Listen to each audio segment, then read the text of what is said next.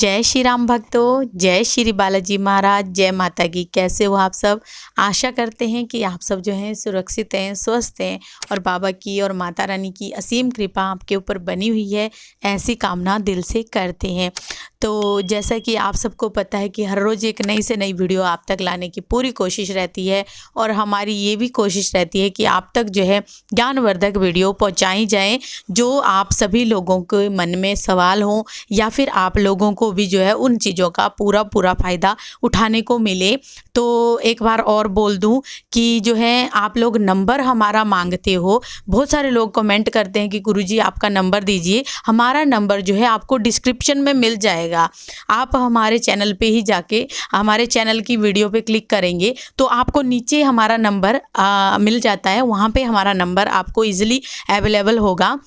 फिर भी मैं बोल देती हूँ, जो हमारा नंबर है 70-156-073-100 है। इस नंबर पे आप कॉल कर सकते हैं। समय सीमा भी हमने डिस्क्रिप्शन में दे रखी है, उसी के अनुसार आप करिए। तो चलिए, आज की जो वीडियो है हमारी वो यही है कि घर में अगर आप हवन करते हो तो हवन क्यों करना चाहिए, किस उद्देश्य के लिए करना चाहिए और किस तरह से करना चाहिए, उसके लिए हमने पहले भी वीडियो बना रखी है। बाकी आपको गुरुजी बताएंगे कि क्यों हमें हवन करना चाहिए। बहुत ही अच्छी वीडियो होने वाली है, तो अंत तक बने रहें। अगर वीडियो अच्छी लगती है तो लाइक करें, शेयर करें, कमेंट करें और अगर आप हमारे चैनल पे पहली बार हैं तो चैनल को जरूर सब्सक्राइब करें। साथ में बेल आइकन है उसको प्रेस करें ताकि आने वाली हर एक वीडियो की नोटिफिकेशन सबसे पहले आप तक पहुंच जाए। अगर आप चाहते हो कि हमारा दरबार कहाँ लगता है, उसके लिए भी मैं आपको एड्रेस बताऊँ तो अगली वीडियो में मैं ज़रूर बताऊँगी। आप कमेंट करके ज़रूर बताइएगा कि अगर आप भी हमारे साथ जुड़ना चाहते हो, आना चाहते हो, तो मैं अगली वीडियो में अपना जो है कमेंट जो हमारा एड्रेस है वो बताने की कोशिश करूंगी।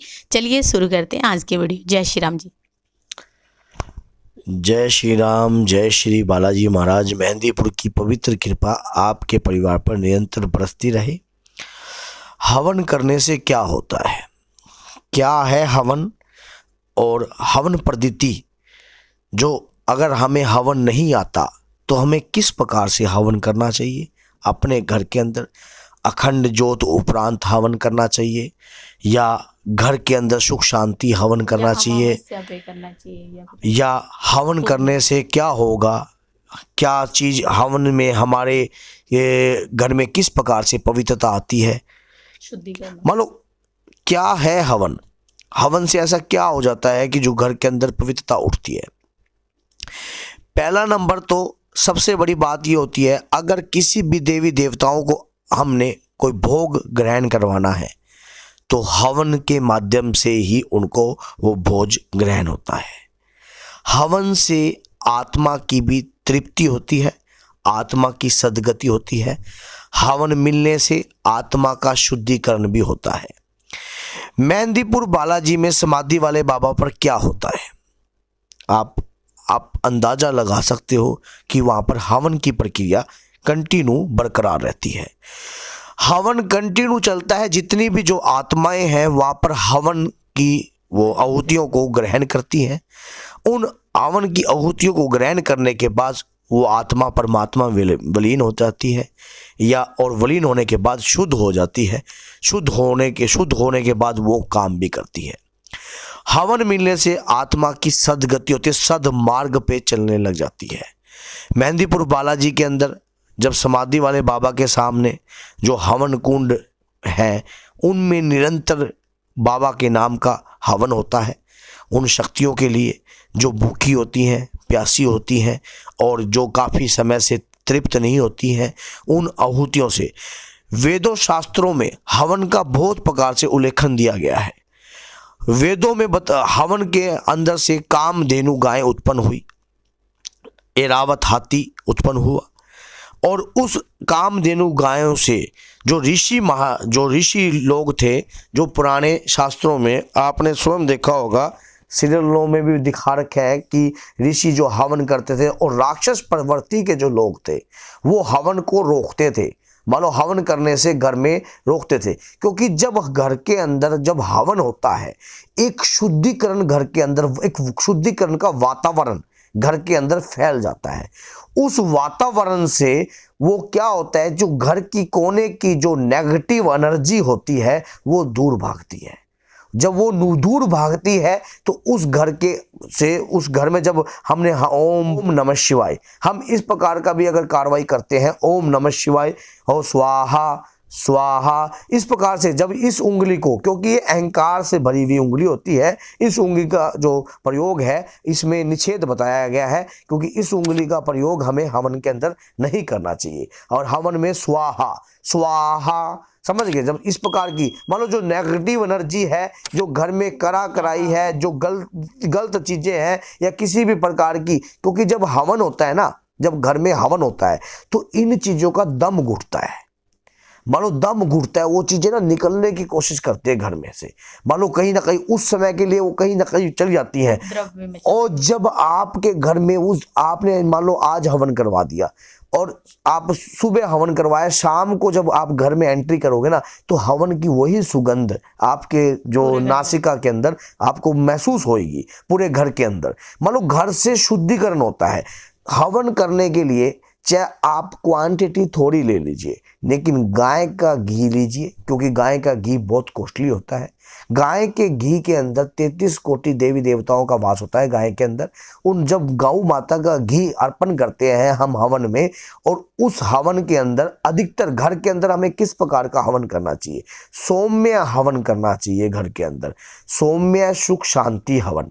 मान लो हवन की प्रकार तो बहुत प्रकार से हैं, रुद्र हवन भी होता है, कई प्रकार की तेजस्वी हवन भी होता है, और चंडी हवन भी होता है। तो बहुत प्रकार के हवन होते हैं, लेकिन हमें सौम्य हवन करना चाहिए। उसमें जैसे कि घर में शांति रहिए, शांति की प्रवृत्ति रहनी चाहिए घर के अंदर। तो उसमें क्या क्या आपको आम की लकड़ी का प्रयोग होता है सौम्य हवन के अंदर।